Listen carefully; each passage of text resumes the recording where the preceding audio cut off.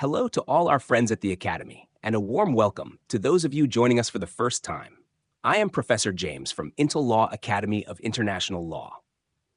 The playlist I am preparing for you will focus on the relationships among the subjects of international law.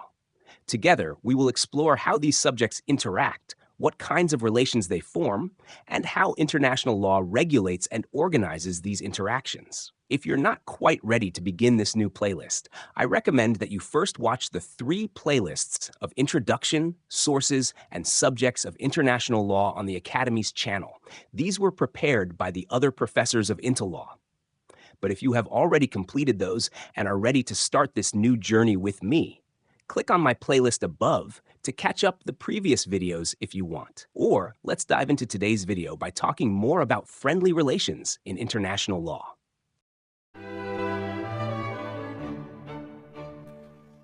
If you remember, I have told you that among the 7 main principles of friendly relations in international law, we will talk about 2 of them in more detail. So far, we have focused on the prohibition of the use and threat of force. But alongside this principle, there is another cornerstone of friendly relations in international law: the principle of non-intervention in the internal affairs of states. Now, today, let us talk about that. To understand this principle properly, we must first look at its historical roots. The idea of non-intervention was first articulated in the Monroe Doctrine in the 19th century. This doctrine emphasized the non-interference of European powers in the affairs of the newly independent states of the Americas. In the 20th century, this idea was further developed through the Drago Doctrine, which asserted that no state had the right to use force to collect public debts from American states. These early doctrines reflected an emerging consensus: political independence and sovereignty must be protected from external pressure. Within the United Nations framework, the first major step toward formalizing the principle of non-intervention came in 1965, with General Assembly Resolution 2131, the Declaration on the Inadmissibility of Intervention in the Domestic Affairs of States and the Protection of Their Independence and Sovereignty. This was followed by further clarification in Resolution 36-103 of 1981, which, building on earlier resolutions, elaborated multiple principles governing non-intervention. Together, these instruments strengthened the legal foundation of the principle.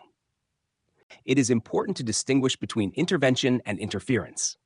Intervention refers to indirect, subtle, or covert involvement in domestic affairs, but interference involves direct, material, and tangible actions.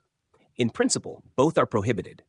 The core rule is simple: states must not intervene in the internal affairs of other states. However, international practice shows that this principle is not absolute. Certain limited categories have been debated and developed. Let us consider them one by one.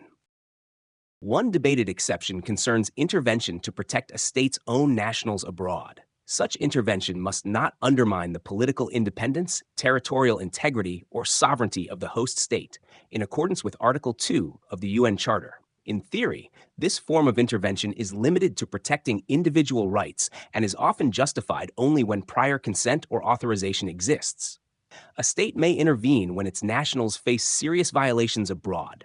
However, many international law scholars strongly oppose this doctrine, arguing that it risks abuse and undermines sovereignty. Another sensitive area concerns intervention in internal armed conflicts. Here, 2 main scenarios arise. First is the intervention in support of opposition groups. In the Nicaragua case, the International Court of Justice held that providing assistance to armed opposition groups constituted unlawful intervention and violated the prohibition on the use of force. Second is the intervention in support of the government. In the same case, the court accepted that assistance to a legitimate government may be lawful, provided that it occurs at the request of that government. However, this raises serious concerns when the government lacks democratic legitimacy or engages in repression. Supporting illegitimate regimes may undermine the right of peoples to resist oppression. A third category involves humanitarian intervention. In the Nicaragua judgment, the ICJ acknowledged that humanitarian assistance may be lawful when it is non-discriminatory, aimed solely at relieving human suffering, and provided without political conditions. If the affected state consents, humanitarian intervention is generally accepted, When consent is denied, the legal situation becomes more complex. Two General Assembly resolutions are particularly important here. The 43-131 resolution in 1988 on assistance to victims of natural disasters, and the 45-100 resolution in 1990 on humanitarian access corridors. Both emphasize that humanitarian intervention must be temporary, necessary, and respectful of state sovereignty. By analogy, these principles have been extended to situations involving industrial accidents and human-made disasters. Humanitarian intervention becomes even more controversial in political emergencies and conflicts. In practice, states and the UN have adopted several models. One model is the creation of no-fly zones. For example, Security Council Resolution 688 authorized measures to protect Kurdish populations in Iraq, including restrictions on airspace. Another model is military humanitarian intervention. A prominent example is Somalia, where traditional peacekeeping failed. Under Resolution 794, the Security Council authorized the first large-scale military humanitarian operation under Chapter 7. A third model involves establishing safe zones. For instance, Resolution 836 concerning Yugoslavia authorized the use of force to protect designated safe areas. A fourth model is the creation of humanitarian zones and protection missions, such as those established in Rwanda through UN peacekeeping operations. Finally, there is the use of multinational forces. A key example is East Timor, where Security Council Resolution 1257 authorized a multinational force led by Australia to support the UN mission and facilitate humanitarian assistance. In addition to the forms of intervention we have already discussed, we must also consider indirect intervention. Indirect intervention occurs when a state exerts influence over another state through its own private or legal actors, individuals, corporations, or other entities, either by pressuring, supporting, or facilitating actions that interfere in the internal affairs of another country. Importantly, this does not include legitimate support for liberation movements or humanitarian efforts, which we discussed earlier. Instead, it covers subtler, often covert means of influence that can destabilize a state without the direct use of force. Historically, indirect intervention has been recognized in several international instruments. For example, the 1936 Buenos Aires Conference of American States addressed these issues. Or, Article 18 of the Charter of the Organization of American States prohibited interference at the regional level. In terms of legal responsibility, if indirect intervention occurs, the state can be held accountable based on effective control or overall control of the interfering actions. This aspect of intervention falls under the broader domain of international responsibility, which we will explore in greater detail in a separate playlist. Another important subject is digital and cyber intervention. One of the most important contemporary developments is digital and cyber interference in the internal affairs of states. Today, intervention is no longer limited to troops, weapons, or political pressure.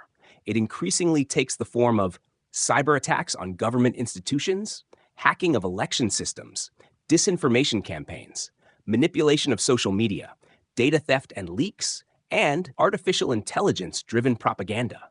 The United Nations Group of Governmental Experts, an open-ended working group, have confirmed that cyber operations may violate sovereignty and the principle of non-intervention when they influence internal political processes.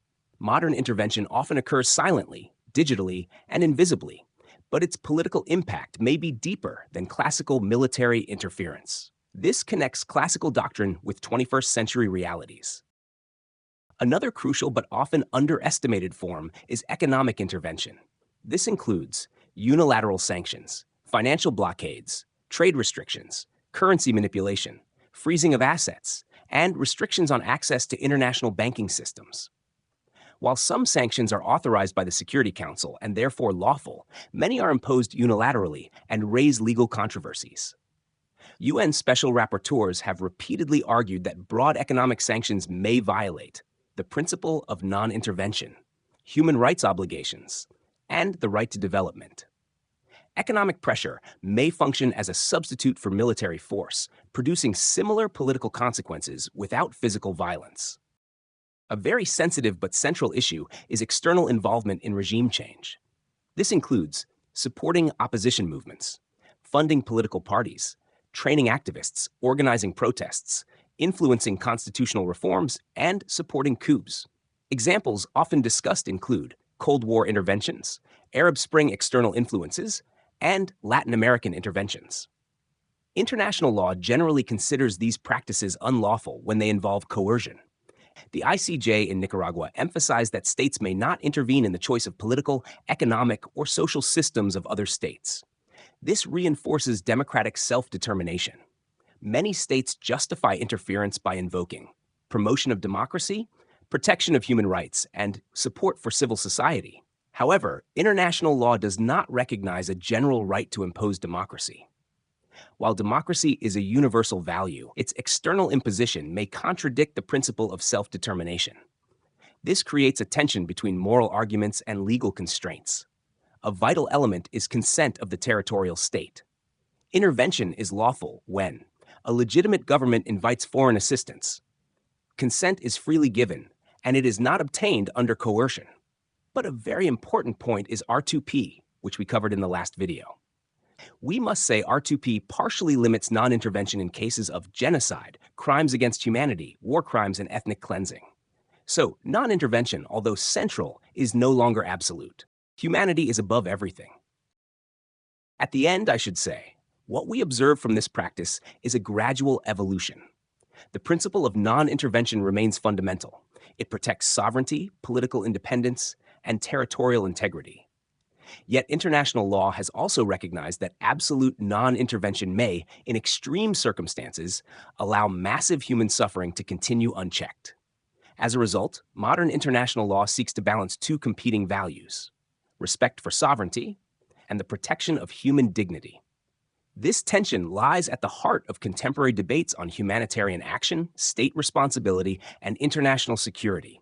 And it is within this delicate balance that the principle of non-intervention continues to evolve.